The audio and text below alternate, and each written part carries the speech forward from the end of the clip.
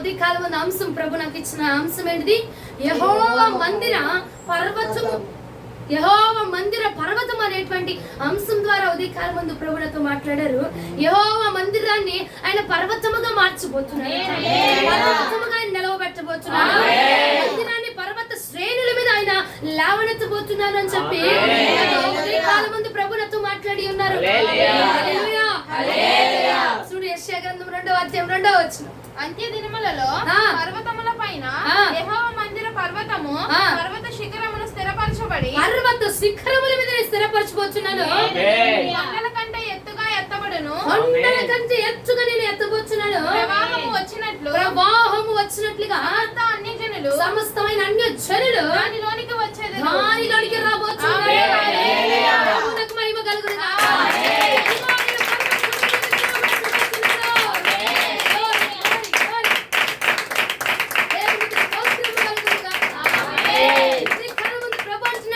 యెహోవా తన మందిరమును పర్వత శిఖరముల మీద ఆయన నిలవబెట్టబోతున్నాడు. ఈ మందిరము ఒక ఎత్తైన స్థలముగా ఉంచబడబోతుంది. ఈ మందిరాన్ని ఒక శిఖరముగా నేను నిలవబెట్టబోతున్నాను. ఈ మందిరాన్ని అనేకులకు అనేకమైన అన్యజనులట ప్రవాహముగా వచ్చి ఆ మందిరములు స్థిరపరచబడబోతున్నాడు. అనేకమైన వారికి ఈ మందిరాన్ని ఒక ఆదరణ స్థలముగా నిలవబెట్టబోతున్నాను. 2026లో ఇదిగో ఇలా ఉండదు ఈ కథ. ఈ మందిరపు కథ ఇలా ఉండదు. ఈ మందిరపు చరిత్ర ఇలా ఉండదు. ఈ మందిరముల ఆరాధన ఇలా జరగదు. ఈ మందిరముల చప్పట్లు ఇలా ఉండవు. ఒక ఘనముగా ధ్వనిగా పర్వతం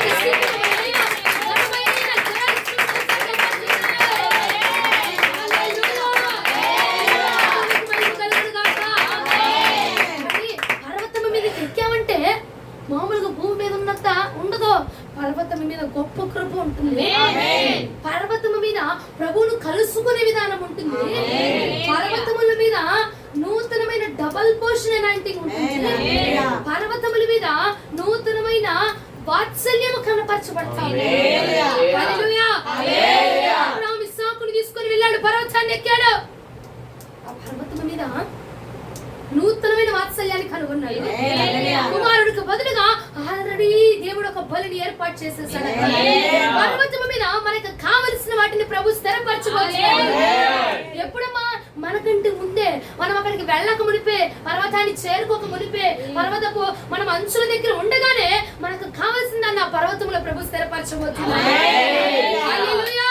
ఈ మందిరాన్ని ప్రభు వాగ్దాన పూర్వకంగా నాకు చెప్పిన మాట, ఈ మందిరాన్ని నేను స్థిరపరచబోతున్నాను.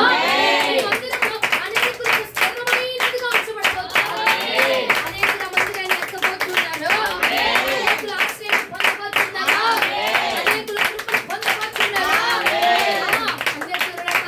ప్రవాహము వలె రాబోతున్నారు. అందించనుడు ప్రవాహం వలె నిలబడబోతున్నారు. మహిమ కలుగును గాక. వాగ్దాన సందేశం ఇది. నిజంగా మందిరం గురించి ఎన్నో మార్లు మనం బాధపడ్డాం. మందిరం విషయంలో చాలా బాధపడని రోజంటూ లేదు, అడగని రోజంటూ లేదు, మొరపెట్టని రోజంటూ లేదు. అయితే ఉదయకాలం ముందు ఆయన మాటే వచ్చి మనల్ని అడగక మునిపే ఆయన మాట వచ్చి మనల్ని ఎదుర్కొంటుందండి. నిజంగా నేనైతే అడగలేదు. ఈ ఉదయకాలం ముందు నేను అడగల, ప్రభు మందిరంలో అయ్యా ఈ రోజున ఆరాధనలో మాతో ఏం మాట్లాడతావయ్యా అంటే, ప్రభు ఈ వాక్యాన్ని చూపించి యెహోవా మందిరాన్ని పర్వతముల మీద నిలబెట్టబోతు, పర్వత శిఖరాల నుంచి ఎక్కించబోతున్నాను, నేను నిలబెట్టబోతున్నా. నిజంగా బాధపడ్డారు కదా, నిజంగా జనాలు వస్తున్నారయ్యా, ప్రార్థనలు చేపించుకుంటున్నారు, స్వస్థతలు పొందుకుంటున్నారు, మేలు పొందుకుంటున్నారు, వెళ్ళిపోతున్నారు ప్రభా అని మీరు బాధపడ్డారు కదా. ఈ సంఘాన్ని నేను స్థిరపరచబోతున్నాను. స్థిరత్వం లేదు. అక్కడ ఇక్కడ ఇక్కడ అక్కడ నువ్వు గెంతులు వేస్తా ఉన్నారు, స్థిరత్వం లేదు. 2026లో నేను స్థిరపరచిపోతున్నాను. హల్లెలూయా. స్థలంలో నేను స్థిరపరచబోతున్నాను. ఆ మందిరంలో అనేకమైన స్థలాల్లో, అనేకమైన ప్రాంతాల్లో, అనేకమైన వారికి ఆ మందిరాన్ని దీవెనకరంగా నేను ఉంచబోతున్నాను. ప్రభువునకు మహిమ కలుగును గాక. పర్వతాన్ని ఎక్కాలంటే అంత ఈజీ కాదండి బాబు. ఎన్నో రాళ్ళు వస్తాయి, ఎన్నో సమస్యలు వస్తాయి, ఎన్నో ఆటంకాలు వస్తాయి, ముళ్ళు వస్తాయి, రాళ్ళు వస్తాయి, ఎన్నో పురుగులు వస్తాయి, కాటులు వస్తాయి, పాములు వస్తాయి, తినేసే పురుగులు, జంతువులు వస్తాయి. ఎందుకంటే అవి కొండ శిఖరాలు కాబట్టి. ఆ శిఖరాన్ని ఎక్కాలంటే కొంచెం బలం కావాలి. కొంతమంది ఎక్కగలరు, కొంతమంది ఎక్కలేరు.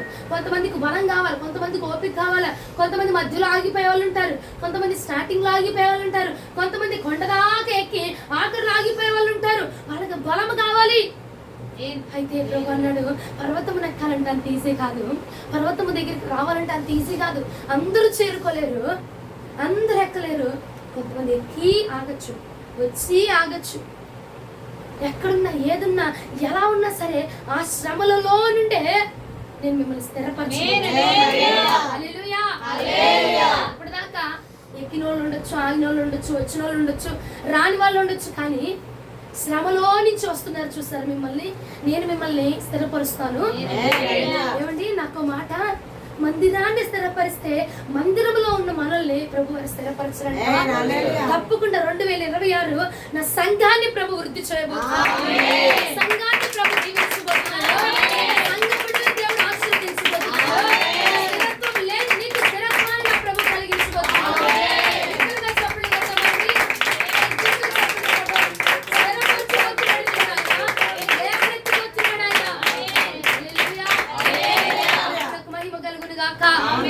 నిజంగా మన కుటుంబాలు స్థిరత్వం లేదు, మన బ్రతుకులకు స్థిరత్వం లేదు, నీ జీవితానికి స్థిరత్వం లేదు. ఎక్కడ వేసిన గొంగలు అక్కడే ఉంటుంది, ఏదో ముందుకు అట్లా కదులుతుందయ్యా అన్నట్టుంది, కానీ కదలట్లా. ఎంత పెట్టినా, ఎంత చేసినా ఆగిపోతుంది. ప్రభు అన్నాడు, సంఘాన్ని, సంఘ బిడ్డల్ని. సంఘం అనగా 4 గోడలు కాదు, సంఘంలో ఉన్న బిడ్డలే. వారిని నేను స్థిరపరచబోతున్నాను. హల్లెలూయా. నిజంగా నా బాధ అదే, బిడ్డల స్థిరత్వం రావాలయ్యా. ఎక్కడ వేసిన గొంగలు అక్కడే ఉంటుంది, ఎక్కడ పెట్టిన పనులు అక్కడే ఆగిపోతున్నాయి. వాళ్ళు స్థిరపరచబడలేకపోతున్నారు, వృద్ధి రావట్లా, అభివృద్ధి రావట్లా. ఫస్ట్ మనకు సంఘానికి వృద్ధి వస్తేనే సంఘంలో ఉన్న మనకి వృద్ధి వచ్చింది. సంఘంలో ఉన్నాం మనం.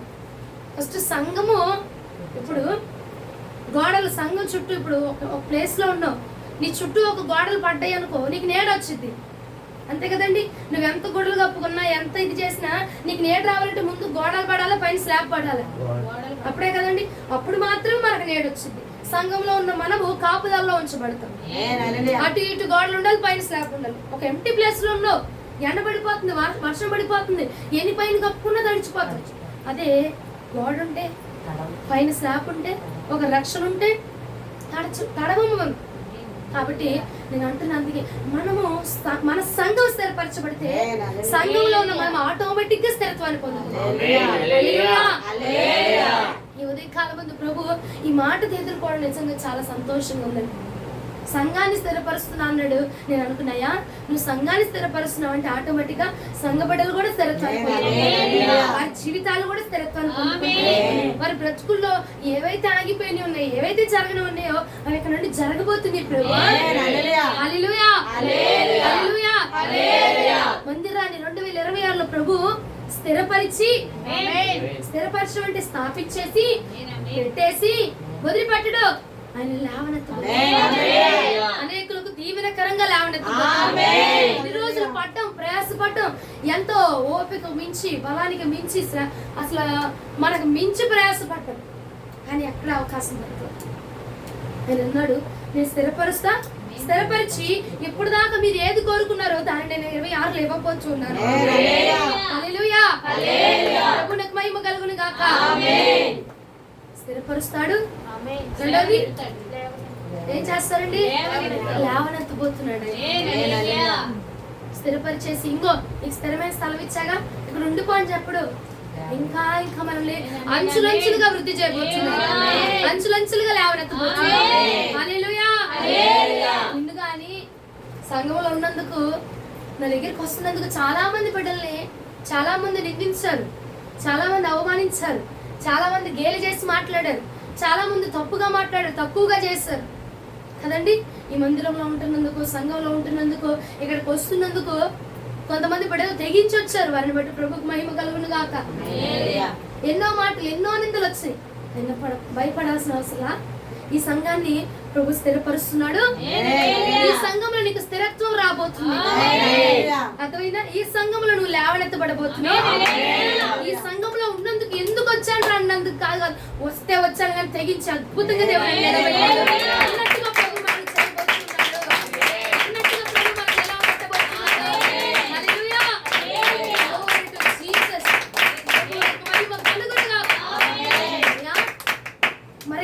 మందిరం ఎట్లా ఉండిద్దని చెప్పాడు, మందిరాన్ని లేవనెత్తుతున్నా అని చెప్పాడు, స్థిరపరుస్తున్నా అని చెప్పాడు. మరి మందిరంలో ఉండాల్సిన మనం ఎట్లా ఉండాలంటారు? స్థిరంగా ఉండాలి. మందిరాన్ని స్థిరపరుస్తున్నా, మందిరాన్ని నిలబెడుతున్నా అని వాగ్దానం చేశాడు ప్రభు. ఓకే, రైట్, వాగ్దానం చాలా బాగుంది, అద్భుతముగా ఉంది, చాలా బ్లెస్సింగ్ గా ఉంది. మరి ఆ మందిరంలో, ఇప్పుడు మందిరం స్థిరంగా ఉంది, బాగుంది, మందిరంలో ఉండే మనల్ని కూడా స్థిరపరుస్తున్నా అన్నాడు కదా.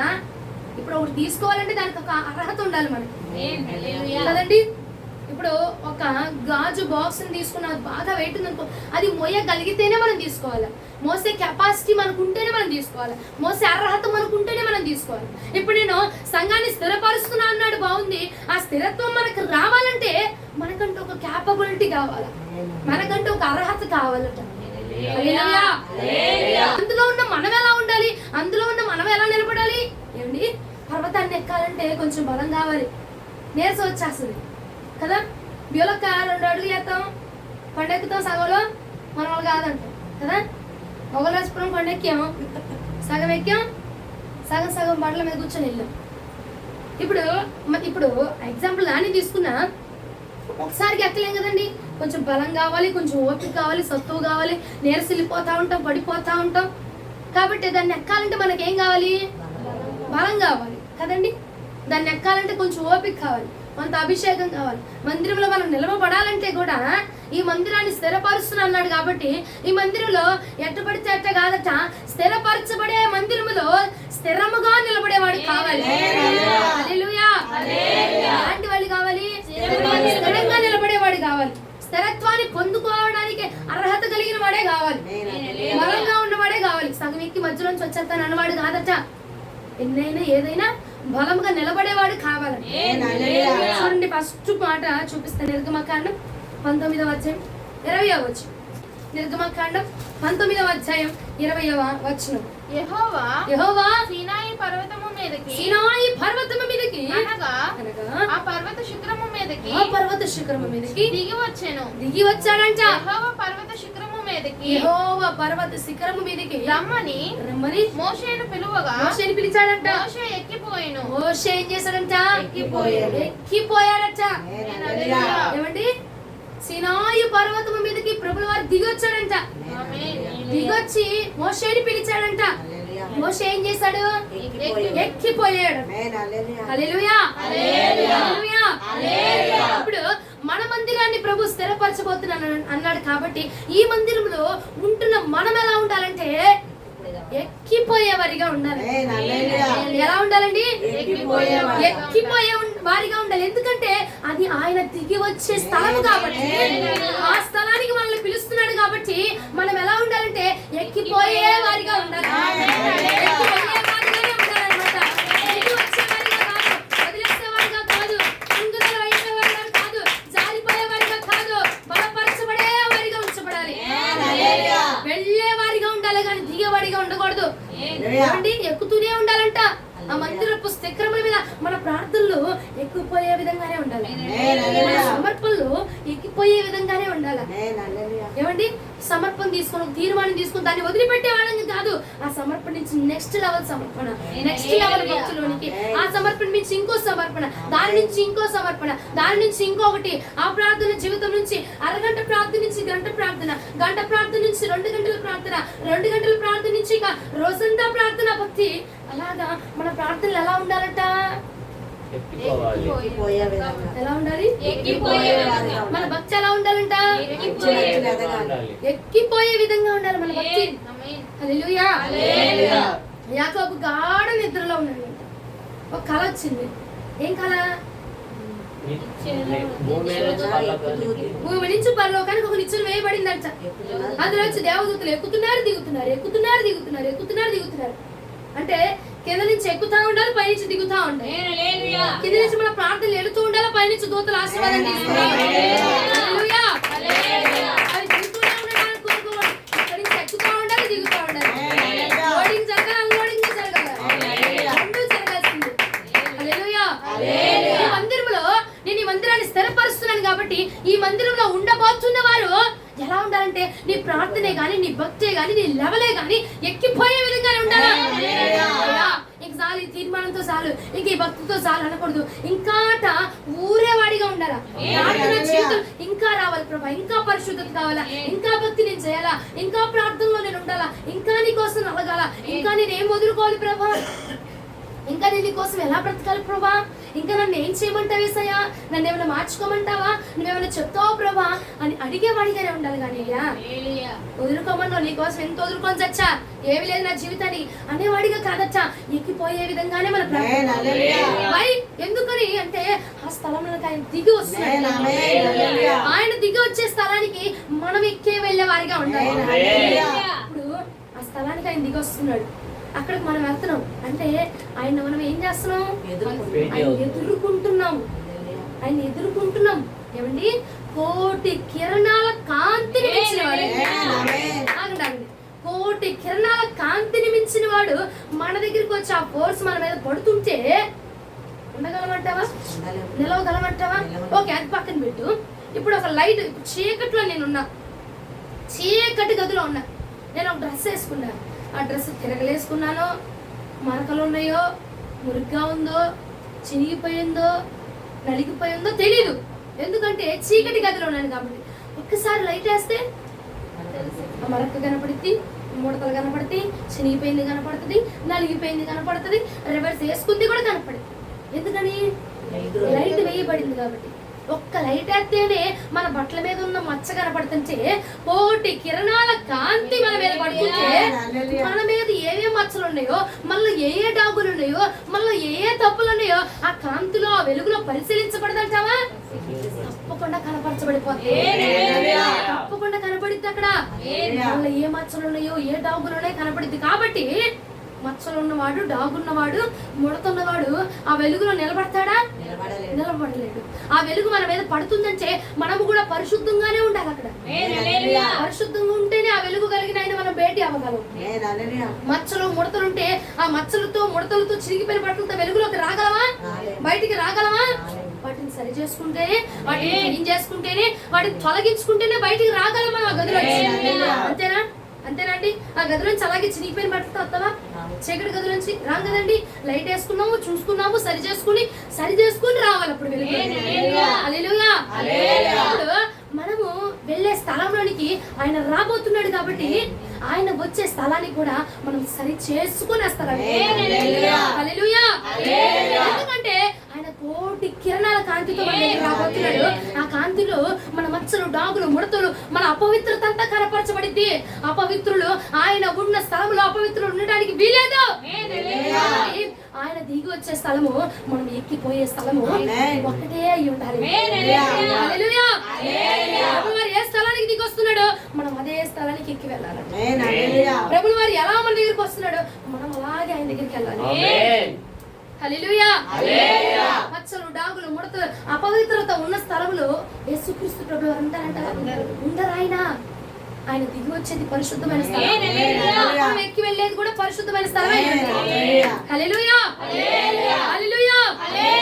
ఈ మందిరంలో నువ్వు ఉండగోరుతున్నావు గనక మనం ఎలా ఉండాలంటే, ఆయన దిగి ఈ మందిరంలో నీకు పరిశుద్ధునిగా దిగి రాబోతున్నాడు. మనం కూడా పరిశుద్ధులమై ఆయన ఎదుర్కోవాలి. మన ప్రార్థనలు కూడా ఎలా పడితే ఎక్కిపోమన్నారు, వెళ్ళిపోతాం అన్నట్టుగా కాదు. నువ్వంటే కొండగాది ఎక్కి వెళ్ళిపోవడానికి మన ప్రార్థనలు ఎక్కి ఆయన చేరాలి. మనం తీసుకుంటున్న తీర్మానాలు ఎక్కి ఆయన్ని కలుసుకోవాలి. హల్లెలూయా. నువ్వు తీసుకుంటున్న సమర్పణ ఎక్కి ఆయన దగ్గరికి వెళ్ళాలి. కానీ మనం ఎక్కి వెళ్ళలేము ఆయన దగ్గరికి. మన ప్రార్థనే ఆయన దగ్గరికి వెళ్ళాలి. అంటే మన ప్రార్థన ఎంత పరిశుద్ధమైన ప్రార్థన అయి ఉండాలో చూడు. మన ప్రార్థన జీవితంలో మచ్చ, ముడత, డాగు, కలంకం ఏది కనపడకుండా ఉంటేనే ఆయన దగ్గరికి వెళ్ళింది. హల్లెలూయా. హల్లెలూయా. మందిరంలోకి నువ్వు వస్తున్నావు, నువ్వు చేసే ప్రార్థన అయినా, నీ గురించి చేయబడుతున్న ప్రార్థన అయినా పవిత్రమైనదిగా ఉంటేనే అది అక్కడ జరిగించబడుతుంది. హల్లెలూయా. హల్లెలూయా. ఎందుకంటే ఆ స్థలంలోనికి ఆయన దిగి వస్తున్నాడు. అపవిత్రత ఉండితే ఆయన దిగిన చోట, పాపం ఉండితే ఆయన దిగిన చోట ఉండదు. కాబట్టి ఆయన యాక్సెప్ట్ చేయడు. కాబట్టి మనము కూడా మన ప్రార్థనలో కూడా పవిత్రమైన ప్రార్థనలు ఎక్కి వెళ్ళాలా, పరిశుద్ధమైన ప్రార్థనలు ఎక్కి వెళ్ళాలా. ప్రార్థన చేస్తున్నాం కాదంట్లా, ప్రార్థనలో దోషాలు ఉంటున్నాయి.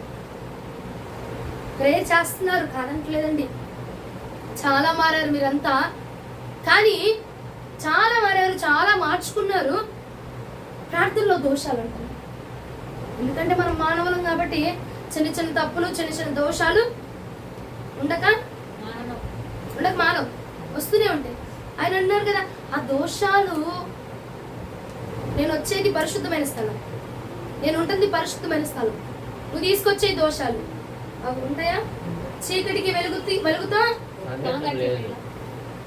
మనం తీసుకెళ్లే ఈ అపరిశుద్ధమైన అనుకో, మనం మనసులో ఒకటి పెట్టుకొని లోపల ఒకటి పెట్టుకొని బయటకు ఒకలా ఉన్నాం అనుకో, ఆ స్థలం ముందు జరిగిద్దా? ఆ స్థలం ముందు నిలిచిద్దా? ఆ ప్రార్థన నిలిచిద్దా? మనసులో ఒకటి పెట్టుకుంటాము, బయటకు ఒకటి ప్రార్థన చేస్తాం, ఆ ప్రార్థన నిలిచిద్దా? ఆ భక్తి నిలుస్తుందా? మనసులో నా మీద నీకు పెచ్చుకోపం ఉంది, కానీ ప్రార్థన చాలా ధన్యంగా చాలా బాగా చేస్తావు. నేను లేని స్థలం ఉంది నన్ను తెచ్చుకుంటావు, ప్రార్థన చాలా బాగా చేస్తావు కదా. అది జరిగిద్దా? అది ప్రభు యాక్సెప్ట్ చేస్తున్నాడా? ఎందుకంటే ఒక్కటి గుర్తుంచుకో, మన ప్రార్థనలు పరిశుద్ధమైన స్థలానికి వెళ్ళాలి. పరిశుద్ధమైన స్థలానికి వెళ్ళాలంటే ఆ పరిశుద్ధతను మోసే క్యాపబిలిటీ నువ్వు చేసిన ప్రార్థనకు ఉంటేనే ఆ ప్రార్థన స్థలం ముందు నిలిచిద్ది, లేదనుకో వెనక్కి వచ్చేస్తుంది. అర్థమైందని చెప్పిన మాట. నువ్వు చేస్తున్నావు ప్రార్థనని, ఒక బాండ్ నువ్వు పంపిస్తున్నావు, ఒక ఫోర్స్ నువ్వు పంపిస్తున్నావు, ఆ ఫోర్స్ అక్కడ నిలిచే ఫోర్స్, ఆ క్యాపబిలిటీ దానికి ఉంటేనే అది అక్కడ ఆగిద్ది, లేదనుకో రివర్స్ లో మళ్ళీ వెనక్కి వచ్చేస్తుంది. మనము పంపించే ప్రార్థన ఏ స్థలానికి పంపిస్తున్నాము? పరిశుద్ధమైన స్థలానికి పంపిస్తున్నాం. కాబట్టి ఆ పరిశుద్ధమైన స్థలములో నిలిచే క్యాపబిలిటీ మనం పంపించే ప్రార్థనకు ఉండాలి. అప్పుడే ఆ ప్రార్థన అక్కడ నిలిచిద్ది, అప్పుడే ఆ ప్రార్థన మళ్ళా దూతలు దీవెనగా మోసుకొని వస్తాయి. హల్లెలూయా. అర్థమవుతున్న వారు హల్లెలూయా చెప్తారా? నువ్వు పంపిస్తున్నావు, అది మళ్ళా రిటర్న్ రావాలా? నువ్వు చెప్పావు, నీ బాధ చెప్పావు, దానికి సొల్యూషన్ రావాలా వద్దా? వెంటనే రావాలి. యాకోబు నిచ్చున్నట దూతలట ఎక్కుతున్నారు దిగుతున్నారట, కింద నుంచి వెళ్తూనే ఉండాలి, పైనుంచి వస్తూనే ఉండాలి. నీ ప్రార్థన పైకి వెళ్ళాలి, ఆ పైనుంచి ఆన్సర్ నీ కిందకి రావాలి. హల్లెలూయా. అంటే అక్కడ నిలిచే క్యాపబిలిటీ నీ ప్రార్థనకు ఉండాలి. ప్రభువునికి మహిమ కలుగును గాక. హల్లెలూయా. అర్థమవుతుందా? ఎలాంటి ప్రార్థన అంటే పరిశుద్ధమైన ప్రార్థన. నువ్వు సమర్పణ కలిగి ఉన్నావు. ఇక్కడ నేను సమర్పణ అని సంకలు ఎగిరేసుకుంటూ సరిపోదు కదా. ఈ సమర్పణ, ఈ జీవితము, ఈ భక్తి అక్కడ ఆయన యాక్సెప్ట్ చేసే విధంగా ఉండాలి. అంటే నువ్వు పంపించే సమర్పణ అయినా, నువ్వు ఉన్న సమర్పణ జీవితం అయినా, నువ్వు తీసుకున్న నిర్ణయం అయినా ప్రభు యాక్సెప్ట్ చేసే విధంగా ఉండాలంటే, మనుషుల దగ్గర కొంతమంది పరిశుద్ధులుగా నటిస్తారు. నాలుగు గోడల మధ్య ఎట్లుంటున్నావు? అది దాన్ని యాక్సెప్ట్ చేస్తాడా ప్రభు అక్కడ? నువ్వు పంపించే ప్రార్థనైనా, నువ్వు పంపించే కానుకనైనా, నువ్వు పంపించే సమర్పణైనా ప్రభు అంగీకరించే విధంగా ఉండాలి. ఫస్ట్ ఆఫ్ ఆల్ ఆ పరిశుద్ధమైన స్థలంలో ఆ ప్రార్థన నిలిచే క్యాపబిలిటీ దానికి, అర్థమైనా? నిలిచే అర్హత దానికి ఉండాలి. హల్లెలూయా. అప్పుడు మాత్రమే ఆ మేలును మనం అనుభవిస్తాం, అప్పుడు మాత్రం ఆ మేలును మనం పొందుకుంటాం. హల్లెలూయా. అర్థమైందా? ఫస్ట్ పాయింట్ మనం ఎలా ఉండాలి? సంఘములో నేను స్థిరపరుస్తున్నా అన్నాడు కాబట్టి స్థిరత్వం మనము పొందుకోవాలి. సంఘాన్ని స్థిరపరుస్తున్నాడు ఓకే, ఎత్తుతున్నాడు ఓకే, లేవనెత్తుతున్నాడు ఓకే, ఆ ఎత్తడము, ఆ లేవనెత్తడము, ఆ స్థిరత్వం మనము పొందుకోవాలంటే, సంఘంలో మనము పొందుకోవాలంటే మనకు లక్షణం కావాలి. అది ఎక్కి వెళ్ళే లక్షణం. మన ప్రార్థన అయినా, మన సమర్పణ అయినా, నువ్వు తీసుకున్న తీర్మానం అయినా, నువ్వు చెవులు పెట్టుకోనయ్యా అని సమర్పణ తీసుకున్నావు, తీర్మానం తీసుకున్నావు, ఆ సమర్పణ ఎలా ఉండాలి? ఎక్కి వెళ్ళేదిగా ఉండాలి. ఎత్తగమ్మా నేను పంపించిన చెవులిని తీసి పంపించిన ప్రభు దగ్గరికి కాదండి. ఇప్పుడు సమర్పణ తీసుకున్నావు, చెవులీలు పెట్టుకోనండి. ఆ చెవులీలు ఆ సమర్పణ ఎక్కిపోయే విధంగా ఉండాలని చెప్పింది పాస్టర్ అమ్మ. అవి ఎలా ఉంటాయి? కొరియర్ బాక్స్ లో పంపించి బాగా దేవుడి దగ్గర పంపిస్తామా? ఎలా ఉండాలంటే, మనుషులు ఉన్నా, ఫంక్షన్ ఉన్నా, జనాల్లో ఉన్నా, అధికారుల దగ్గర ఉన్నా, ఇంకా బాగా అలంకరించుకునేవాడు ఉన్నా, నీ సమర్పణ జీవితాన్ని కోల్పోకూడదు. అర్థమైందా? చెవులీలు పెట్టుకొని తీర్మానం తీసుకున్నావమ్మా, మందిరానికి వచ్చినప్పుడు చెవులీలు తీసేస్తుంది అక్క, మందిరానికి వచ్చినప్పుడు తీసేస్తుంది అక్క, మిమ్మల్ని కదా అమ్మతలు ఉలిచోళ్ళ కంటే దారుణం అయిపోయారు మీరు. ఏంటో నాకు అర్థం కావట్లేదు. ఉలిచోళ్ళు నా మాటలు అలాంటి పల్లెటూరు వాళ్ళండి, వాళ్ళకి నా మాటలు అర్థం కావంటే ఆశ్చర్యపడచ్చు, ఆశ్చర్యపడాల్సిన అవసరం లేదు. ఇక్కడ ఉన్న వాళ్ళకి నా మాటలు అర్థం కావట్లేదు, నాకు ఆశ్చర్యంగా ఉంది. నేను ఒకటంటే వాళ్ళు ఇంకోటి అర్థం చేసుకొని వాళ్ళ మనసులో ఇంకో విత్తనం వేసి నాటేసుకుంటున్నారు. నేను చెప్పేది ఒక రకంగా ఉంది, వాళ్ళు ఇంకొక రకంగా ఇంకో విత్తనాన్ని వేస్తున్నారు. ఇంకో విత్తనాన్ని వేసి దాన్ని మొలిపించేస్తున్నారు. దేవుడికి మహిమ కలుగును గాక. హల్లెలూయా. ఏమండి అక్క నన్ను అనిస్తున్నారు బాబా. అక్క బాబోయ్, ఒక స్త్రీ సమర్పణ తీసుకుంది, చెవులు పెట్టుకొని అమ్మా సమర్పణ తీసుకున్నప్పుడు మందిరానికి వచ్చినప్పుడే ఆ సమర్పణ తీసుకుంటుంది. మందిరానికి వచ్చినప్పుడే సమర్పణలో ఉంటుంది, కోటాలకు వెళ్ళినప్పుడే సమర్పణలో ఉంటుంది, ప్రార్థనలో ఉన్నప్పుడే సమర్పణలో ఉంటుంది. బయట ఫంక్షన్కి వెళ్ళినప్పుడు, బయట ఉద్యోగానికి వెళ్ళినప్పుడు, బయట నలుగురిలో తిరిగినప్పుడు, బయట నీ ధనం ఎక్కువ వస్తున్నప్పుడు సమర్పణ లేదు అంటే నీ సమర్పణ పరిశుద్ధమైందా? నీ సమర్పణ ఎక్కిపోయే విధంగా ఉందంటావా? ఎక్కిపోయే విధంగా లేదు. సమర్పణ అపవిత్రమైనదిగా ఉంది. సమర్పణ తీసుకున్నామంటే, తీర్మానం తీసుకున్నామంటే, నలుగురిలో ఉన్నా, 40 మందిలో ఉన్నా, 4000 మందిలో ఉన్నా నీ సమర్పణతో నువ్వు అలాగే నిలబడి ఉండాలి. అది ఎక్కిపోయే విధానం అంటే అప్పుడు దేవుడు బలా నమ్మకమైన మంచి దాసుడు అని అప్పుడు దేవుడు మాట్లాడతాడు. ప్రార్థనలో ఉన్నప్పుడు తీసేసి మరలా ఫంక్షన్ లోకి వెళ్ళిపోయినప్పుడు మరలా పెట్టేసుకుంటే ఏమంటాడు? నమ్మక ద్రోహి అంటాడు. అంతేనే కాదా? పెట్టుకుంటే పెట్టేసుకో, నేనేం అడగలేదు. నేను తీసేయమ్మా, బొట్టు తీసేయమ్మా, జౌలి తీసేయమ్మా, గాజులు తీసేయమ్మా, నేను అడగలేదు కదా. అది నీ తీర్మానం, నీ సమర్పణ, నీవు నాకు ఇచ్చింది. నీకు ఆ టాలెంట్ ఉంటే, నీకు ఆ దమ్ము ఉంటే, నీకు ఆ పరిశుద్ధత జీవించే ఆ సత్తా నీకుంటే తీ. అక్కడది ఇక్కడది, అక్కడ నట్టన ఇక్కడ జీవం ఎందుకు? మొత్తం తీస్తే అది ఎక్కిపోయే విధంగా ఉంటుంది. ఎక్కిపోయే విధంగా ఉన్నప్పుడే అక్కడ యాక్సెప్ట్ చేయబడుతుంది. యాక్సెప్ట్ చేయబడినప్పుడే నిన్ను ప్రభు స్థిరపరచబోతున్నాడు. హల్లెలూయా. అర్థమైందా? మన సమర్పణ ఎలా ఉండాలి? మన ప్రార్థన ఎలా ఉండాలి? తీర్మానం. కొన్ని తీర్మానాలు తీసుకుంటాం. 31 ఇంకా వివరించలేదు తీర్మానాలు. నమ్మో ఆ 31 తీర్మానాలు అంటేనే నాకు నోట్ల జనం వచ్చేస్తున్నాను అసలు. సమర్పణ తీసుకుంటాం, ఆ సమర్పణ అయిపోయి తీర్మానం తీసుకుంటాం. అయ్యా సంవత్సరంలో పూర్తి చేశాక సంవత్సరం నుండి పోయిన సంవత్సరం చెప్పింది లేసాక 12ంటికి ప్రార్థన చేయమంది. ఈ సంవత్సరం నుంచి స్టార్ట్ చేశాక ఏమంటావు? 3ంటికి లేగమంది. 12ంటికి లేసి 10 నిమిషాలు చేసి పడుకుంటా, 3ంటికి అలారం పెట్టుకుంటా, మళ్ళీ 10 నిమిషాలు చేసుకుంటా తీర్మానం. బైబిల్ ఈ సంవత్సరం పూర్తి చేశాక తీర్మానం నెల కూడా ఉండదు నాకు తెలిసి, వారం 10 రోజులే. ఆ తర్వాత ఏ దిక్కు కలిసిందో కూడా తెలియదు మనకి. ఉత్తర దిక్కును కలిసిందో, దక్షిణాన్ని కలిసిందో, తూర్పున పడమన ఏటో తెలియదు. ఏ దిక్కును కలిసిందో, ఏ గాల్లో కలిసిందో కూడా అర్థం కాదు తీర్మానం. అట్లాంటి తీర్మానాలు ఎక్కిపోయే విధంగా ఉంటుంది అంటావా? ఉంటాయా? దేవుడు యాక్సెప్ట్ చేస్తాడా? అంగీకరించే విధంగా ఉండాలి. మనం తీసుకున్న తీర్మానమైన ఆయన దగ్గర నిలిచే కెపాసిటీ దానికి ఉండాలి. ఆ కెపాసిటీ ఇచ్చేది నువ్వే. అర్థమైనా? బాల్ వెళ్ళిపో అనగానే వెళ్ళిపోయిద్దా? నీ ఫోర్స్ రావాలి. నువ్వెంత ఫోర్స్ గా వేయగలిగితే అది అంత ఫోర్స్ గా వెళ్ళిద్దా. నీ ప్రార్థనకైనా, నీ సమర్పణకైనా, నీ తీర్మానానికైనా క్యాపబిలిటీ ఎక్కడి నుంచో రాదు, ఎవడో ఇచ్చాడు. నువ్వు ఇచ్చే దాన్ని బట్టే ఉంటది. స్టాండ్ తీసుకుని నిలబడే విధానాన్ని బట్టే ఉంటుంది దానికి అర్హత. ప్రార్థన అక్కడ దేవుడి దగ్గర నిలిచేదై ఉండాలంటే నువ్వు పరిశుద్ధతతో చేయాలి. అప్పుడు అది అక్కడ నిలిచింది. నీ సమర్పణ దేవుడి దగ్గర నిలిచే విధంగా ఉండాలంటే నువ్వు కరెక్ట్ గా పరిశుద్ధంగా ఇక్కడ నిలబడితే అక్కడ అది నిలబడిపోవాలి. మన దగ్గర నుంచి రావాలి. మనం స్థిరంగా ఉండాలి. అప్పుడు మనల్ని ప్రభు స్థిరపరుస్తాడు. మనకు మహిమ కలుగును గాక. హల్లెలూయా.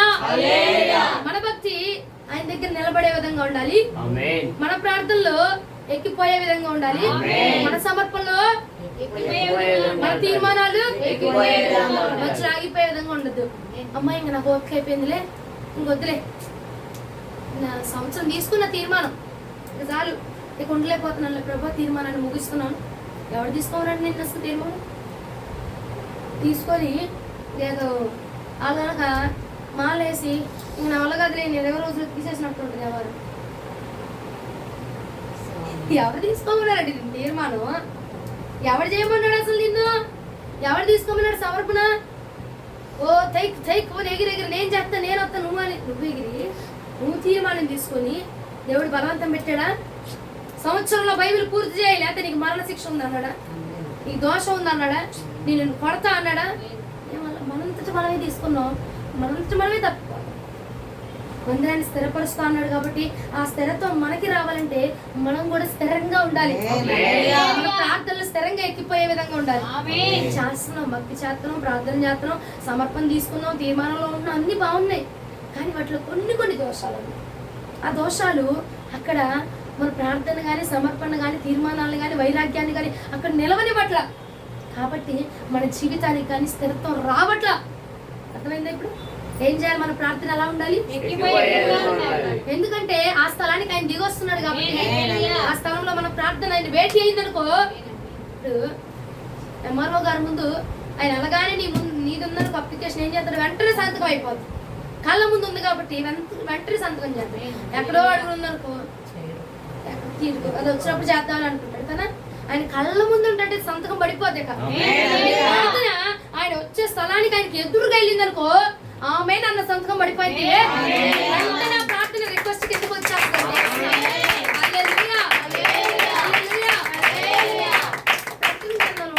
చదవండి ఒకసారి. ప్రకటన గ్రంథం 8వ అధ్యాయంలో ఉంటుంది. ప్రకటన గ్రంథం 8వ అధ్యాయం 3, 4, 5 వచ్చిన ఒకసారి ధ్యానం చేసి. మరియు సున్నతోపాతి చేత పట్టుకొని ఉన్న వేరొక దూత వచ్చి బలిపీఠం ఎదుట నిలవగా సింహాసనం ఎదుట ఉన్న సున్న బలిపీఠం పైన పరిశుద్ధులందరూ ప్రార్థనతో కలుపుటక్కై అతనికి బహు ధూప ద్రవ్యములు ఇయ్యబడెను. అప్పుడు ధూప ద్రవ్యముల పోగా పరిశుద్ధుల ప్రార్థనతో కలిసి దూత చేతిలో నుండి పైకి లేచాయంట. దేవుడి సన్నిధికి చేరుకుని అంట. ఆ దూత ధూపార్తిని తీసుకొని బలిపీఠము పైన నిప్పులతో దానిని నింపి భూమి మీద పడవేయగా ఉరుములు, ధ్వనులు, మెరుపులు, భూకంపమును కలిగెను. వెంటనే పడేసిందా? పడలేదా? వెంటనే తిరిగి రివర్స్ వచ్చి రాలేదా? వెంటనే వచ్చేయండి. ఎందుకంటే అగ్నితో భేటీ అవుతుంది. అగ్ని దేవుడితో భేటీ అవుతుంది. నీ ప్రార్థనలో కాలుస్తాడట, తేలుస్తాడంట. తప్పేమైనా ఉందా, దోషం ఉందా తీసేస్తాడట.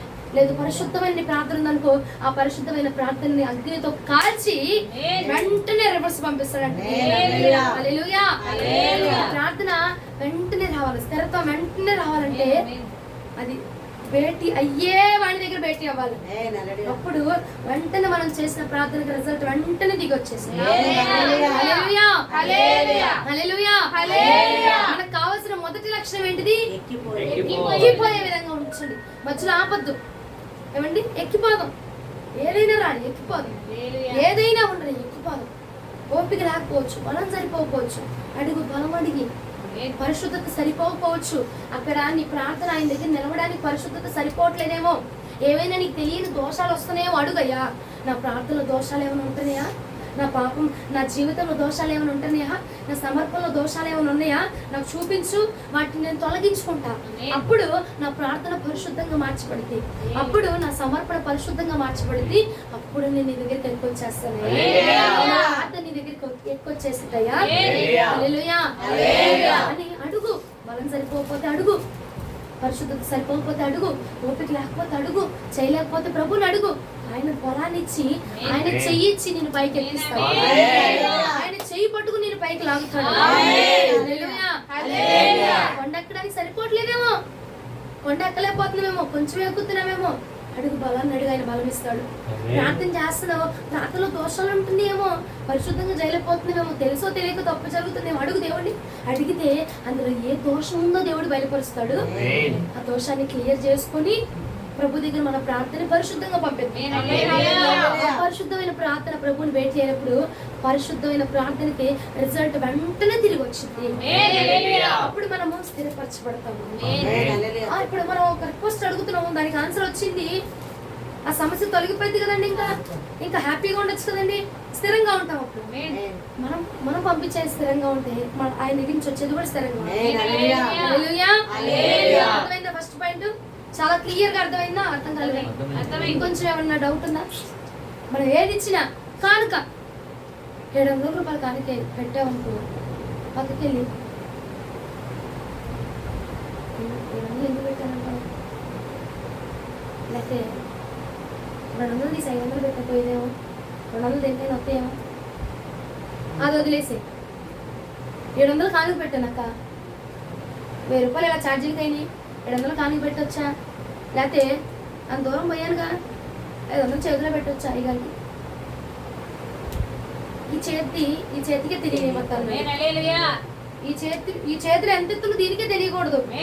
అలాంటిది నువ్వు ఇచ్చే కానుక పక్కన వాళ్ళకి చెప్తే పరిశుద్ధంగా నీలోనే నీతోనే సమాధానం. ఎంత చేసావో ఎంత పెట్టావో నలుగురికి చూపిద్దు. కానుక ఎట్ట తెచ్చి దాచిపెట్టు. నువ్వు ఇచ్చేది, నువ్వు వేసే విత్తనం బయటికి కనబడకూడదు. విత్తనం వేసి భూమి మట్టి వేయకుండా ఎట్లా ఉంచుతారా, దాన్ని కప్పాలి. కప్పితేనే బయటికి మొలకలాగా వచ్చింది కదండి. మనం ఇచ్చే కానుక కూడా కప్పి నువ్వు ఇవ్వాలా, అప్పుడే ఆ విత్తనము ప్రతిఫలం అనేది బయటకు వచ్చింది. అప్పుడే నువ్వు స్థిరత్వాన్ని పొందుకుంటావు, అప్పుడే ఆ కానుక ప్రతిఫలం అనేది మన మీద దిగి వచ్చింది. ప్రభువునికి మహిమ కలుగును గాక. ఫస్ట్ పాయింట్ చెప్తారా? ఏదైనా ఎక్కిపోయే విధంగా ఉండాలి. ఎక్కిపోయే విధంగా ఉండాలంటే దానికి ఏం కావాలి? పరిశుద్ధత కావాలి. పరిశుద్ధత ఉంటేనే ఎక్కిద్ది. పరిశుద్ధత లేకపోతే ఎక్కలేదు కదా. మనం చేసే దేనికైనా ఇక్కడ నుంచి దేని జోడిద్దాం? పరిశుద్ధత. దోషం ఏమైనా ఉందనుకో, మనకు తెలియదు ఉందా లేదా అనేది, దేవుణ్ణి అడుగుదాం. ప్రార్థన చేసేటప్పుడు, అయ్యా నా ప్రార్థనలో ఏమైనా దోషాలు ఉన్నాయా తొలగించు, అడుగు ప్రభుని, తొలగించండి, నాకు తెలియజేయండి. నువ్వు తొలగితే నాకు తెలియదు, నువ్వు తెలియపరిచావనుకో, నేను తెలుసుకుని దాన్ని సరి చేసుకుంటా, నెక్స్ట్ అది రిపీట్ అవ్వదు. హల్లెలూయా. ఇంకో 2వ లక్షణం చెప్తాను. మొదటి రాజుల గ్రంథం 19వ అధ్యాయం 11వ వచనం ధ్యానం చేసుకుందాం. మొదటి రాజుల గ్రంథం 19వ అధ్యాయం 11వ వచనం. అందుకు ఆయన నీవు పోయి పర్వతము మీద యెహోవా సముఖమందు నిలిచి ఉండమని సెలవిచ్చెను. అంతటా యెహోవా ఆ వైపున సంచరింపగా బలమైన పెనుగాలి లేచెను. యెహోవా భయమునకు పర్వతములు బద్దలాయెను, శిలలు చిన్నాభిన్నములాయెను గాని యెహోవా ఆ గాలి దెబ్బ యందు ప్రత్యక్షం కాలేదు.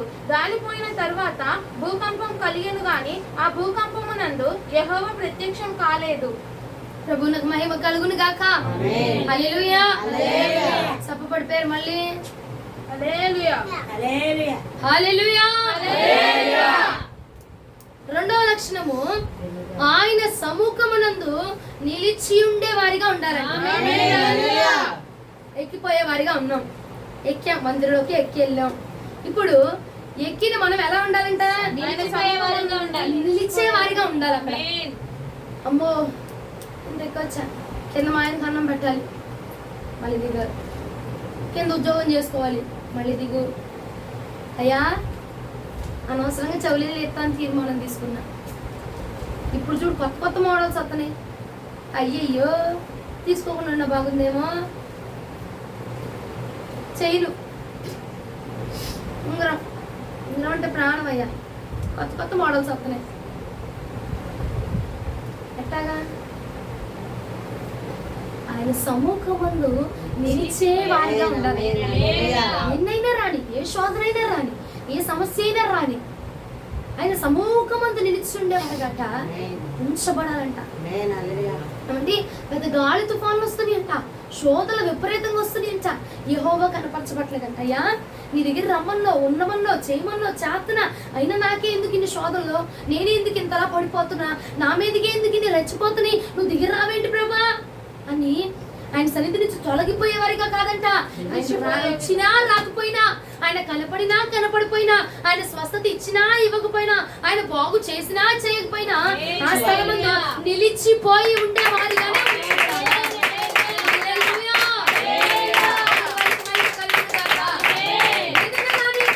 మొదటిసారి గాలి వచ్చిందంట, తుఫాను వచ్చిందంట, అలజడి రేగిందంట, యెహోవా ప్రత్యక్షమయ్యాడు అక్కడ? లేదు. ఉందా అండి వచనంలో? ప్రత్యక్షం అవ్వలేదంట.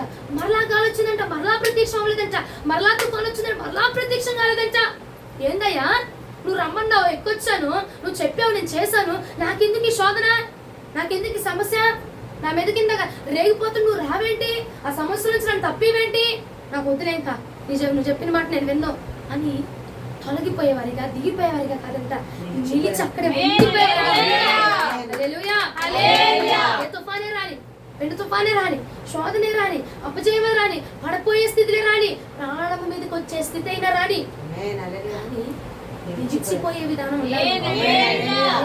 ఈ సంఘంలో రమ్మన్నో, సంఘాన్ని స్థిరపడతానన్నో, ఎత్తుతానో, పైకి లేవనెత్తుతానో, సంఘాన్ని ఎత్తావు, నన్ను ఎత్తలేదేంటి, ఇంకా వెళ్ళిపోతాలే, నాకు వద్దే అనుకునేవాడిగా కాదంట, నిలిచిపోయేవాడిగా ఉండాలి.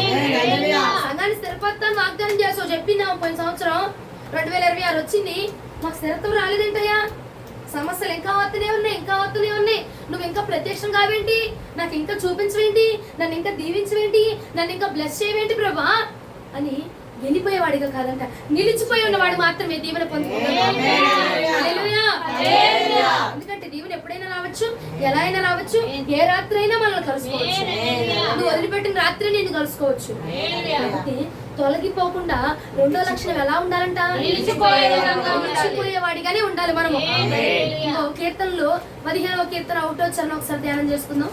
యెహోవా నీ గుడారములో అతిథిగా ఉండేవాడెవడయ్యా, నీ పరిశుద్ధ పర్వతము మీద నివసింపదగిన వాడెవడు. ఎవరు నివసించగలరు, ఆ పర్వతం మీద ఎవడు నివసించలేడు, ఆ పర్వతం మీద నివసించేవారు కొందరే, అతి తక్కువ మంది మాత్రమే నివసించగలరు. శ్రమలైనా, శోధనలైనా, ఇబ్బందులైనా ఎదుర్కొని నిలిచే వాళ్ళు కొందరే. వచ్చేవాడు, ఎక్కేవాళ్ళు బోల్డ్ మంది ఉంటారు, ఎక్కి వచ్చేవాళ్ళు చాలా మంది ఉంటారు, కానీ అక్కడే నిలిచి ఉండిపోయేవాడు కొంతమంది మాత్రమే. ఆ కొంతమంది నుండి ఉంటే నిన్ను నేను అక్కడే స్థిరపరచుకుంటున్నాను, అక్కడే నిన్ను లేవనెత్తుకుంటున్నాను, అక్కడే నిన్ను హెచ్చించుకుంటున్నాను. వచ్చేవాళ్ళు చాలా మంది ఉంటారు, పోయేవాళ్ళు చాలా మంది ఉంటారు, అక్కడే ఉండిపోయేవాళ్ళు కొంతమంది ఉంటారు, నిలిచిపోయేవాళ్ళు కొంతమందే ఉంటారు. ప్రభువు వారు అంటున్నారు కదా, దావీదు అంటున్నాడయ్యా, నీ పరిశుద్ధ పర్వతం మీద నిలిచేవాడు ఎవడు ఉండడయ్యా, అతి తక్కువ మందే నిలుస్తారు, కొంతమంది నిలుస్తారు. ఎందుకంటే ఆ శ్రమలు తట్టుకొని ఎవరయ్యా ఉండేది, ఆ శోధనలు తట్టుకొని ఎవరయ్యా ఉండేది, ఆ సమస్యలు ఎదురించి మరి ఎవడయ్యా ఉండేది. అపోస్తుల పరిచర్య అని చెప్తున్నారు. అపోస్తులకు వచ్చిన శ్రమలు వస్తే ఎవడయ్యా నిలిచి ఉండేది, అపోస్తుల బోధ బోధ బోధ అని తిరుగుతున్నారు. ఆ సమస్యలతో ఎవరు నిలవగలుగుతాడు, ఎవరు నిలవలేరు. ఊళ్ళో వేయించబడ్డారంట అపోస్తులు, ఎవరు నిలవగలుగుతారయ్యా, తలక్రిందులుగా వేలాడదీయబడ్డారంట, అందరి దగ్గర ఉమ్మ వేయబడ్డారంట, రాళ్లతో పడ్డబడ్డారట. ఎవరయ్యా ఉండేది, ఎవరుండేది, ఎక్కడికి వెళ్తే అక్కడ విరోధులు ఎదురైపోయారంట, పొడిచేవారు, హేళన చేసేవాళ్ళు ఎదురైపోయారంట. అన్ని సమస్యలకు ఎవరయ్యా ఉండేది, ఎవరు ఉండలేరు ప్రభా అని దావీదు అంటున్నాడు. అక్కడ మనం కూడా అపోస్తుల బోధిది, అపోస్తుల సంఘం అని చెప్తున్నాం. అపోస్తులకు వచ్చిన శోధనలు సంఘం మీదకి వస్తే, అందుకే అంటున్నాడు, ఎన్ని సమస్యలు వచ్చినా, ఎన్ని శోధనలు వచ్చినా నువ్వు నిలిచిపోయేవాడిగా ఉండాలి.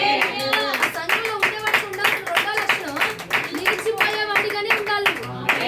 వస్తే శోధనలు, ఆ శోధనలో నేను నీకు ప్రత్యక్షం కాకపోవచ్చు, ఆ శోధనలో నిన్ను లేవనెత్తకపోవచ్చు, ఆ శోధనలో నీకు ఆరోగ్యం రాకపోవచ్చు, అయినా ఎలా ఉండాలి, ఎందుకయ్యా, ఎందుకు నిలిచిపోయేవాడిగా ఉండాలంటే యెషయా గ్రంథం 2వ అధ్యాయం 3వ వచనం ఒకసారి ధ్యానం చేసుకుందాం. యెషయా గ్రంథం 2వ అధ్యాయము 3వ వచనం. ఆ కాలమున సియోనులో నుండి ధర్మశాస్త్రము, యెరూషలేములో నుండి యెహోవా వాక్కు బయలు వెళ్ళెను. జనములు గుంపులు గుంపులుగా వచ్చి యాకోబు దేవుని మందిరమునకు, యెహోవా పర్వతమునకు మనము వెళుదము రండి, ఆయన తన మార్గముల విషయమై మనకు బోధించును, మనము ఆయన త్రోవల్లో నడుతుమని చెప్పుకొందురు. ఎందుకు అలా చెప్పుకుంటారు, సియోనులో నుండి ఆయన ధర్మశాస్త్రము వెలువడుతుంది. ఆ స్థలములో ఆయన మాట్లాడబోతున్నాడు కాబట్టి హల్లెలూయా. వేలు రాకపోవచ్చు, శ్రమ వచ్చింది, శోధన వచ్చింది, అయినా ఎందుకు నిలిచి ఉండమంటున్నాడంటే నువ్వు నిలుచున్నావు అనుకో, ఆ స్థలం ముందు నేను నీతో మాట్లాడతాను, ఆ స్థలం ముందు నా ధర్మశాస్త్రాన్ని నీకు వివరిస్తాను, నేను నా నోటి మాటలు నీకు వివరిస్తాను, నా వాక్యాన్ని నేను నీకు బోధిస్తాను. ఆ వాక్యం ఎక్కడి నుంచి వచ్చిందో తెలుసా? సియోనులో నుంచి రాబోతుంది, ఆయన దగ్గర నుంచి రాబోతుంది. ఆ మాటలో ఆయన దగ్గర నుంచి మాట వచ్చి నిన్ను కలుసుకోబోతుంది ఆ స్థలంలో. కాబట్టి నువ్వు నిలిచిపోయి ఉండదు. ఆరోగ్యం రాకపోవచ్చు, వేరు రాకపోవచ్చు, శ్రమలో నేను కలుసుకోపోవచ్చు, కానీ నా నోటి మాట నిన్ను కలుసుకోబోతుంది, నా వాక్యం నిన్ను కలుసుకోబోతుంది, నా ఉపదేశం నిన్ను కలుసుకోబోతుంది. హల్లెలూయా. కాబట్టి నువ్వు అక్కడ చాలు, ఒక్క మాట చాలు కదా. ఆరోగ్యం ఇవ్వకపోయినా ఆయన మాట్లాడితే చాలు కదండి. ఆయన మనల్ని దీవించకపోయినా చాలు, మాట్లాడితే చాలు. అయ్యో పోలాడు టైం ఉందిలే, భయపడక, నీ దీవెన ముందుంది, భయపడక అని దేవుడు చెప్పాడు. ఆ మాట చాలు కదండి మనకి. దీవెన ఇవ్వకపోయినా పర్వాలేదు, ఆ మాట చాలు. ఒక్క మాట చాలునయ్యా నా యేసయ్యా, ఒక్క మాట చాలు మనకి, మాట ఇస్తే చాలు మనకి. ఆయన అంటున్నాడు కదా, నీకు శ్రమ వచ్చిందా ఆ సంఘంలో నిల్చుండు, ఆ సంఘంలో నువ్వు నిల్చున్నావు అనుకో, నేను అక్కడి నుంచి సియోనులో నుంచి నేను నీతో మాట్లాడబోతున్నాను. సియోనులో నుంచి నా నోటి మాట నిన్ను కలుసుకోబోతుంది, నా ఉపదేశం నీ దాకా రాబోతుంది, నా నోటి మాట నిన్ను భేటీ అవ్వబోతుంది. అందుకోసం అక్కడ నిలిచి ఉండు. హల్లెలూయా. వేలొచ్చుతో దీవెన వచ్చుద్దని కాదు, నా మాట వస్తుంది, నా మాట వచ్చింది కాబట్టి ఆ స్థలంలో ఫస్ట్ లక్షణం ఏముండాలి మనకి? రెండవ లక్షణం నిలిచి ఉండాలి. శ్రమైన శోధనైనా నీకు అనారోగ్యమే రాని మనం నిలిచే వారిగా ఉండాలి. ఎందుకంటే ఇది అపోస్తుల బోధ. అపోస్తుల బోధ అని సంకల్పం గుర్తుకోవడం కాదు, అపోస్తుల బోధలో ఎన్నో సమస్యలు వస్తాయి, ఎన్నో శ్రమలు వస్తాయి. అపోస్తులకు రాలేదండి, వస్తాయి. వాటిలో కూడా నిలిచి ఉండే వారిగా అంతే కాలంలో ప్రభు మనల్ని సిద్ధపరచబోతున్నాడు. పుట్టుటి భక్తి చేసేవాడు గాలి తుఫాను వస్తే ఎగిరిపోతాడు, పడిపోతాడు, తూలిపోతాడు. బంట మీద కట్టబడిన వాడు స్థిరంగా నిలబడతాడు. సంఘాన్ని బండ మీద స్థిరంగా నిలబెట్టబోతున్నాడు. అందుకే ఈ వాక్యం శ్రమ వచ్చింది, ఆ శ్రమలో కూడా నువ్వు నిలిచిపోయి ఉన్నావు. శోధన వచ్చింది, అపోస్తుల బోధ కాబట్టి సమస్యలు రేగుతాయి. ఆ శోధనలో కూడా నువ్వు ఎలా ఉండాలంటే నిలిచిపోయే దానిగానే ఉండాలి, నిలిచిపోయే వాడిగానే ఉండాలి. అప్పుడే నువ్వు స్థిరంగా ఉంచబడతావు, అప్పుడే అంతే కాలంలో నన్ను నువ్వు కలుసుకోగలుగుతావు. అక్కడ సమస్య వచ్చిందని తొలగిపోయే వరకు అక్కడ ఉండలేం మనం. ఎక్కడ నువ్వు స్థిరంగా ఉంటేనే, ఎక్కడ అపోస్తుల బోధలో నువ్వు స్థాపించబడి అపోస్తులలో నువ్వు తీర్మానం తీసుకొని శోధన వచ్చిన సమస్య వచ్చిన నువ్వు నిలిచిపోయి ఉన్నావు అనుకో, అక్కడ నేను నిన్ను నిలబెడతాను. హల్లెలూయా. ఎక్కడ మనం రాటు దేలు ఉండాలి, అక్కడ మనం నిలబడాలి. అందుకే మనం తయారు చేయబోతున్నాడు. హల్లెలూయా. మొదటి లక్షణం చెప్తారా? నిలిచి ఉండాలి. అక్కడే ఎక్కాము, ఎక్కిన చోట నిలిచిపోయి ఉండాలి. మూడో మాట చెప్పి ముగిస్తా. 99వ కీర్తన 9వ చరణం. 99వ కీర్తన 9వ చరణం. మన దేవుడైన యెహోవా పరిశుద్ధుడు, మన దేవుడైన యెహోవాని ఘనపరుషుడి, ఆయన పరిశుద్ధ పర్వతము ఎదుట సాగిలపడుడి. మూడో మాట చెప్పగలుగుతారా? మూడో మాట మూడో మాట ఏంటిది? ఆయన పరిశుద్ధ పర్వతం దగ్గర సాగిల పడిపోయి ఉండాలంటే. అయ్యా నీ దగ్గర బ్రతుకైనా సావైన నీ దగ్గర, చావైన బ్రతుకే నీ సంఘంలోనే ప్రభా, చావైన బ్రతుకైన ఇక్కడే ప్రభా, ఈ బోధలోనే ప్రభా, ఈ వాక్యంలోనే ప్రభా. ఏ కష్టం వచ్చినా ఏ నష్టం వచ్చినా వాక్యాన్ని వదిలిపెట్టను, సంఘాన్ని వదిలిపెట్టను అని ప్రభు దగ్గర సాగిల పడిపోయిన లక్షణం కావాలి. కొంచెం కష్టంగానే ఉంటది ఈ బోధలో, ఎందుకంటే ఇది అపోస్తుల బోధ. ప్రభు కోసం మనం తయారవుతున్న బోధ ఇది, మనల్ని మనం సిద్ధం చేసుకునే బోధ. ఆశీర్వాదం, దీవెన, వెండి బంగారాలు ఇచ్చేది కాదు. అపోస్తులు కూడా వెండి బంగారాలు ఇచ్చారు. ఉంటది మనకి ఆ దీవెన, ఆ సమయం వస్తుంది. బ్లెస్ అయ్యే సమయం వచ్చింది, వేరే వాళ్ళని అడిగే సమయం కూడా వచ్చింది. అందులో అది చూపిస్తాడు, ఇది చూపిస్తాడు దేవుడు. అందులో ఉంచుతాడు, ఇందులో ఉంచుతాడు. మూడో లక్షణం మనకి ఏది ఉండాలి? సాగిల పడిపోయే లక్షణం ఉండాలంట. ఏ శ్రమైనా రాని ప్రభా, ఏ శోధనైనా రాని ప్రభా, ఏ అపజయమైనా రాని ప్రభా, ఈ వాక్యంలోనే నేను కట్టుబడి ఉంటాను, ఈ వాక్యమే నేను వింటానయ్యా. ఎంతమంది నా బంధువులు రాని, నా చుట్టాలు రాని, నా స్నేహితులు రాని, ఎవరు నాకు విరోధంగా మాట్లాడినా ఈ వాక్యాన్ని విడిచిపెట్టను, ఈ సంఘాన్ని విడిచిపెట్టను, ఈ సేవను విడిచిపెట్టను, ఈ బోధని విడిచిపెట్టనయ్యా. తీర్మానం మనం తీసుకోవాలి. హల్లెలూయా. చెప్పి ప్రభు దగ్గర సాగిల పడిపోయే లక్షణం మనకు కావాలట. మూడో లక్షణం ఏమిటి? ఆయన గణపరచాలి. సాగిల పడిపోయి నీ దగ్గర చచ్చా, ఏమొచ్చి చచ్చింది నాకు అనేది కాదు, బ్రతుకుడు తీసే నాకు లాభమే ప్రభా. నీ దగ్గరే సాగిల పడిపోయాను, నన్ను చంపినా నువ్వే బ్రతికించిన నువ్వయ్యా. ఎందుకంటే తల్లి గ్రత్తొచ్చి బిడ్డలు లాక్కెళ్ళిపోతుందంటే కోడి తన రెక్కల చోటన బిడ్డలు దాచేసింది కదా. కోడే దాచినప్పుడు నన్ను దాచలేవా? నువ్వు నన్ను దాస్తావు ప్రభా, నాకు బ్రతికించిన నువ్వే, చంపేసిన నువ్వే అని ఆయన దగ్గర సాగిల పడిపోతే, ఆయన మనం గణపరిస్తే ప్రభు మనల్ని స్థిరపరచబోతున్నాడు. ఆయన మన పైకి లేవనెత్తబోతున్నాడు. హల్లెలూయా. గ్రద్ద వస్తుందంటే కోడి ఏం చేసింది? దాచిపెట్టేసి దమ్మో నా పిల్లల్ని ఎత్తుకెళ్ళిపోయిద్దేమో అని చెప్పి. అలాంటిది శోధన వచ్చినప్పుడు, సమస్య వచ్చినప్పుడు మనం ఆయన దగ్గర సాగిల పడిపోయా, ఇంక నువ్వే నాకు సరే, నీ దగ్గరే ఉంటున్నాను, ఈ సంఘంలోనే ఉంటాను, ఎన్నొచ్చినా ఎవరేమన్నా ఏం చేసినా నువ్వు ఈ సంఘాన్ని స్థిరపరుస్తాను, సంఘంలో నన్ను కూడా స్థిరపరుస్తాను, కాబట్టి నేను ఇక్కడే ఉండిపోతాను ప్రభా అన్న తీర్మానం మనం తీసుకుని ఆయన దగ్గర సాగిల పడిపోతే ఆయన ఏం చేస్తాడండి? ఆయన రెక్కల నీడలో మనం దాచిపెడతాం, ఆయన ఉపదేశంలో మనం దాచిపెడతాం, ఆయన వాక్యములో మనం దాచిపెడతాం. హల్లెలూయా. దాచిపెట్టి మనల్ని అక్కడే స్థిరపరుస్తాడు, అక్కడే మనల్ని లేవనెత్తబోతాడు. హల్లెలూయా. మాట చెప్తారా? సాగిల పడి గణపరచాలి, తిట్టకూడదు. సాగిల పడి అయ్యా నువ్వు సావు అన్నావు, ఎక్కడే చచ్చా, ఏది రాగా, ఇంకా క్షీణించిపోతున్నాను తప్ప నా బతుకు విశ్రాంతి లేదు, నా బతుకు లేదు, ఇంకా ఈ పనులు భారమే, ఇంకా ఈ రోగాలే నాకు, ఇంకా ఉండమన్నావు, ఇక్కడే ఉన్నాను నేను, అయినా నాకు రావట్లేదేంటి మేలు? ఇన్ని సంవత్సరాలు అయింది నాకు దీవెన రాదేంటి? ఎన్ని సంవత్సరాలు అయింది నాకు మేలు రాదేంటి అని ఆయన్ని తిట్టుదము గాక. ఏం చేయాలంటారు? గణపరచాలి. ఏమనంటే ఏం చేసినా నువ్వు చేయగలవు, నీకు సాధ్యం అని ఆయన గణపరుస్తూ ఆయన దగ్గర సాగిల పడే లక్షణము. మూడవదిగా మనం కలిగి ఉంటే మన స్థిరత్వాన్ని కానీ, మన దేవుడు లేవనెత్తడాన్ని కానీ, హెచ్చరించడాన్ని కానీ, ఆయన ఎత్తే విధానాన్ని కానీ ఎప్పుడు ఆపలేడు. హల్లెలూయా. సంఘాన్ని స్థిరపరుస్తున్నాడు.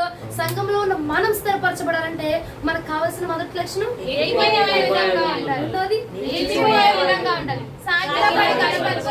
అంటే మనము 26లో స్థిరపరచబడబోతున్నాం.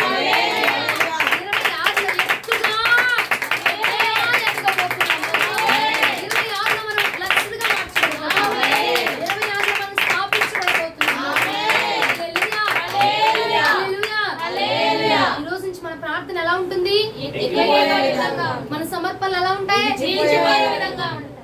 ఎక్కిపోవా? ప్రార్థన ఎక్కిపోతాయా? తీర్మానాలు ఎలా ఉంటాయి? రెండవదిగా ఈ రోజు నుంచి మన భక్తి ఎలా ఉంటుంది? మన సమర్పణలు అనేది నిలిచిపోవాలి, వెనక్కి వచ్చేయకూడదు, ఆయన దగ్గర నిలిచి ఉండాలి. మూడవది ఈ 3 లక్షణాలు కలిగి ఉంటే సంఘాన్ని స్థిరపరిచిన దేవుడు నిన్ను స్థిరపరిచి. అయ్యా ఒంటరిదాన్ని ప్రభా, నాకే అండ లేదు, ఏ ఆధారం లేదు, నువ్వే నాకు అని ఆయన దగ్గర సాగిలు పడితే నేను స్థిరపరుస్తాడా? ఒంటరిదాన్ని అయ్యా, నాకు ఇంకెవరు లేరు, ఏది లేదు అనుకున్నావు కాబట్టి అక్కడే నిన్ను స్థిరపరుస్తాడు, అక్కడే నిన్ను లేవనెత్తుతాడు, అక్కడే నీకు ఆదరణ చూపిస్తాడు. అయ్యా నేను ఒక్కదాన్ని అనుకున్నావు, ఒంటరిదాన్ని అనుకున్నావు, నాకు ఇంతమందిని ఇచ్చావా, నాకు ఈ కృపనిచ్చావా?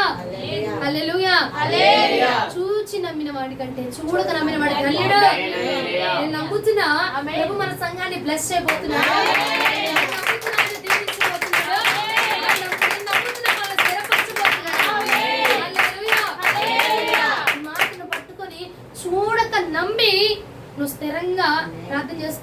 ప్రభు 26లో మనం స్థిరపరచబోతున్నాం. సంఘాన్ని, మనల్ని, మన కుటుంబాల్ని ప్రభు దీవించునుగాక. వాక్యం మన వెన్నికిలో 30గా 60గా 100గా బ్లెస్ చేయబడునుగాక. ఆమేన్. 3 పాయింట్లు ఒకసారి చెప్తారా? ఎక్కిపోయే విధంగా ఉండాలి, నిలిచిపోయే విధంగా ఉండాలి, సాగిలపడి కనపరిచే విధంగా ఉండాలి. ఈ 3 పాయింట్లు పాటిస్తారా? పాటిస్తేనే 26లో సంఘాన్ని దీవించినప్పుడు నిన్ను కూడా దీవిస్తాడు. సంఘంతో పాటు నిన్ను కూడా జ్ఞాపకం చేసుకుంటాను. బియోలానా ఎవరు అరే అరే సంఘంతో పాటు బియోలా పేరు కూడా యాడ్ చేయి అని అన్నట్టు విధంగా ఉండాలి. హల్లెలూయా, హల్లెలూయా. అరే అరే ఎస్తేరా ఎవరు? సంఘంతో పాటు ఎస్తేర్ పేరు కూడా యాడ్ చేయాలి. సంఘంతో పాటు ఆ రోజే సంఘం ఏ రోజు స్థిరపడుతుందో ఆ రోజే ఆమె కూడా స్థిరపడిపోవాలి. హల్లెలూయా. ఎవర్రా వీళ్ళు అన్నట్టుగా కాదు, సంఘ బిడ్డలురా వీళ్ళు. సంఘంతో పాటు వీళ్ళు కూడా స్థిరత్వాన్ని పొందుతారు. హల్లెలూయా. దేవునికి మహిమ కలుగును గాక. ఒక నిమిషం ప్రార్థన చేసుకుందాం. అర్థమైందా వాక్యం? అంశం చెప్తారా? పర్వతం. ఆ పర్వతంలోకి మనం ఎలా ఉండాలి? ఆ పర్వతంలో మనం ఉండాలంటే ఎక్కిపోయే విధంగా ఉండాలి, నిలిచిపోయే విధంగా ఉండాలి, సాగిలపడి కనపరిచే విధంగా ఉంటారని 3 మళ్ళీ అడుగుతున్నా నేను. ప్రార్థనలు ఎక్కిపోయే విధంగా ఉంచండి. నిలిచిపోవాలి. ఎన్ని సమస్యలు వచ్చినా సంఘం అక్కడే నిలిచిపోవాలి. మూడోది సాగిలపడి ఆయన కనపరచాలి. అప్పుడే మనం స్థిరత్వాన్ని పొందుకుంటాం. అప్పుడే లేవడం.